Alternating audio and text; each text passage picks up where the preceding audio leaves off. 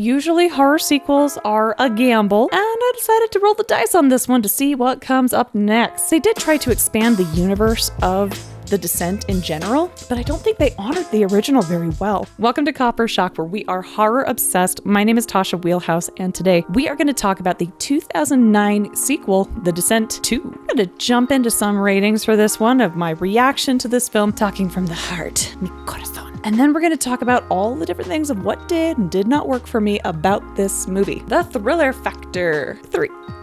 I did have some problems with this movie. The gore rating, there's blood, there's weird guts stuff. The storytelling, this is a 3 for me. There are attributes about this story that I think could be fixed to make this much more elevated about the characters that it's trying to examine. And I've got some talking points about that later in this video. The production value, shockingly for something that had like double or triple the budget, they used this budget badly. We'll talk about how I believe those things also later in this video, but the production value is a 4 out of 10. Not because they didn't have the resources to make it work, but because they honestly didn't use it that wisely, especially for the marvel that was the first film. Special effects and makeup, while they did try to honor the original monsters, they actually made some weird changes too. They're supposed to be blind. Like, they made a whole plotline point about it in the first film.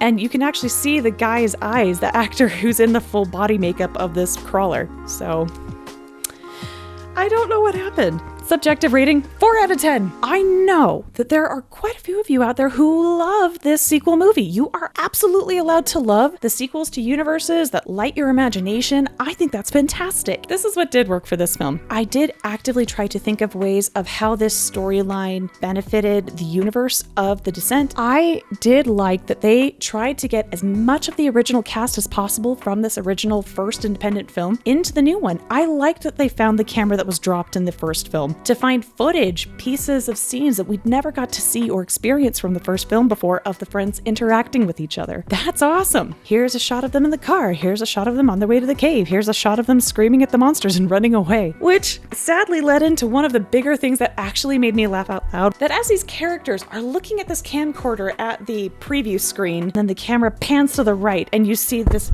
monster head just like sitting over them. And yes, I just hit the microphone, but I'm ignoring it. We're going for it. And I just remember thinking, oh, that's so nice of the monster to wait until they're done watching the footage clip. It was so polite.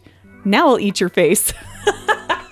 Sorry, we're talking about what did work, not what didn't. Interesting thing that came up in the comments of the original one of why people liked the American ending where it cuts off before she sees her daughter in the caves. They did not emotionally connect that Sarah deserved that level of happiness because of her choice to injure Juno and leave her for dead. And I'd like to entertain something with you here. Let's talk about Juno and let's defend her a bit for a second. The day that Sarah's husband died, Juno also lost a person. Yes, she was carrying an illicit relationship with a married man of her best friend, but we don't actually know the circumstances in which Juno engaged in that relationship with him, because we don't know if maybe he preyed on her. We don't know if she was in a vulnerable state. She doesn't really carry any other kind of romantic life outside of this storyline that we see. It's entirely possible that Sarah's husband was just not a good person and Juno was. In fact, this idea that Juno was probably a good person is even more compounded around the idea that Sarah ostracized herself from the friend group. She backed off. She didn't really want to be involved with anybody. And Juno, who is one of the more influential people in this friend group, if you felt that much guilt about what you'd done to hurt someone else's relationship, you wouldn't want to keep them around as a friend. Juno did. And Juno made this active choice to put together this trip to find this wild idea of an uncharted cave that they get to name together as a friend group, maybe by way of apologizing for engaging with her husband and knowing that it was wrong, which is complicated to argue. When Juno whacked the friend, it wasn't malicious. It was an outright accident, and I can make an argument to say she was completely shocked. She didn't know what to do. She just injured someone by accident out of fear. Even when Juno had an actual out of the cave, she saw the markings from the miners, she knew her way out,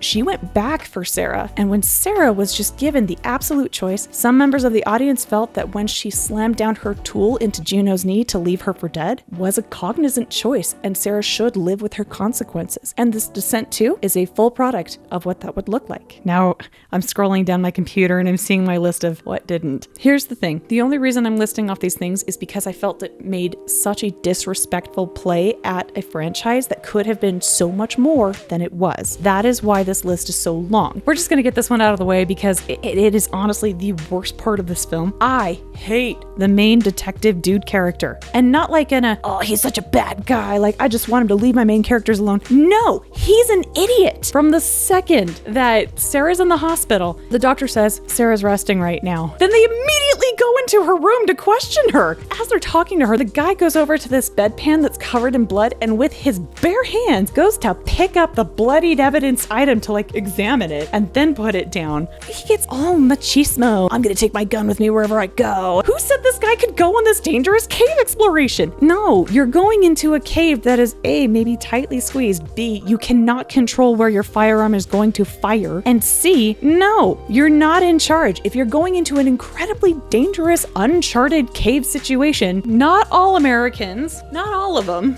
Hattie, not all of them have this attitude of, I'm gonna take my gun wherever I want. The thing about gun safety is that you have very specific rules in order to handle something like that. You have to hold your hands in a specific way so it's safe for other people around you. And he's not in charge. Not in the caves, although he seems to think he is, and it's one of the reasons that I'm like, no, they should have just left him upstairs. Anyway, it was the most ridiculous thing. He kept getting by completely unscathed while people around him are dying because he doesn't have the physical means to manage going spelunking. Here is the thing. I'm pretty sure that the actor who played that character, I bet he's a really nice man. That character should never have gotten past edits. I think there were a lot of creative compromises that had to be made in order for this to be produced. I don't believe the script was that strong. And what's worse is the writers decided to do this amnesia take. Sarah wakes up and she's in a haze and she doesn't remember what happened in the caves, which is cheap. It is cheap script writing to do that to your main characters, and I'll tell you why. The entire point of Sarah getting out of those caves was because she is a changed woman. She has trauma. She has to deal with these things before she goes back. She is now what Blake Snyder calls the half man. The half man is someone in a horror series that can tell you exactly what kind of shiz you're all gonna be up against if you actually decide to put yourself in that situation. The one who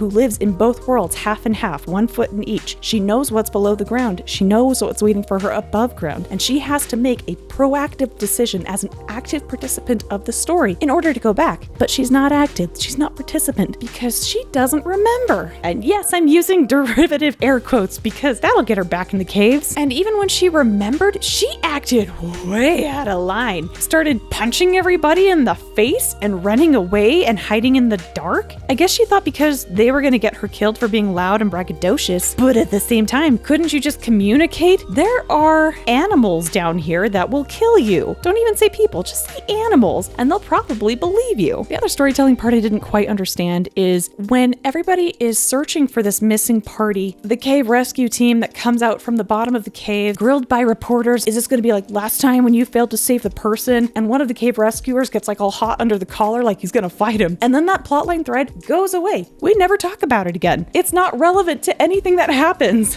for the rest of the story. It bothers me that it was brought up as an entire dialogue scene and then not used. If you're going to tell me about it, use it. There's weirdly a toilet scene.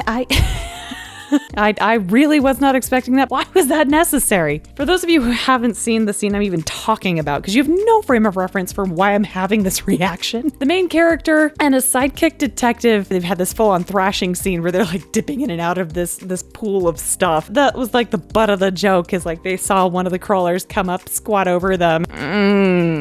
Come on, we couldn't do better than that, writers. Wait. Ugh.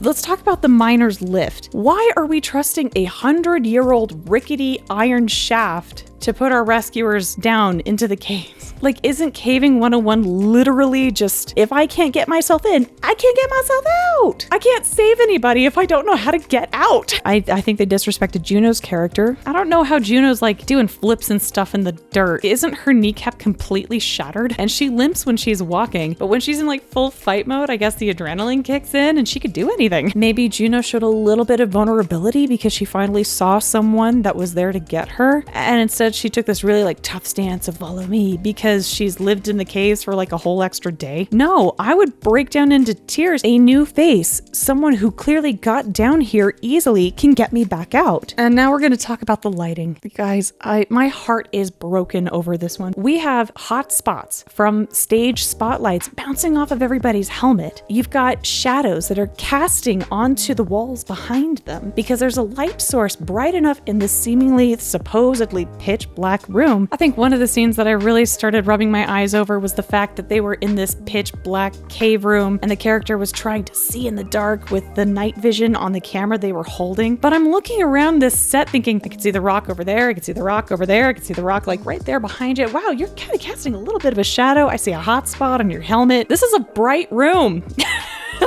I could see everything fine. And even their light sourcing was garbage in some shots. There's a shot where two characters need a light source of some kind and they crack a glow stick, classic for the Descent. But as they crack this green glow stick, there's this god light of green light that comes above them. Like someone literally flipped on a switch. Water reflection goby lights that are happening to reflect off of water in the cave. But where's that light coming from? It's not consistently bouncing off of the headlamps of who's in there. The source of the light is magic. I praised the first film for its beautiful lighting. I praised it for its balanced shots. It hurts because more than the lighting, the shots alone did not reflect the same artistic ambiance that the first one did. Here's the kicker. It's the same cinematographer. Both films have Sam McCurdy. And I did reach out to him via email. He didn't reach back. I did try to ask the source, hey, what happened here? You know what? I got the bright side here. I accept your terms. This entire film, it's just a very extended cutscene for the UK ending. Or you could say, oh, no, she got out of the cave and this is what happened. Both audiences get to be happy with that.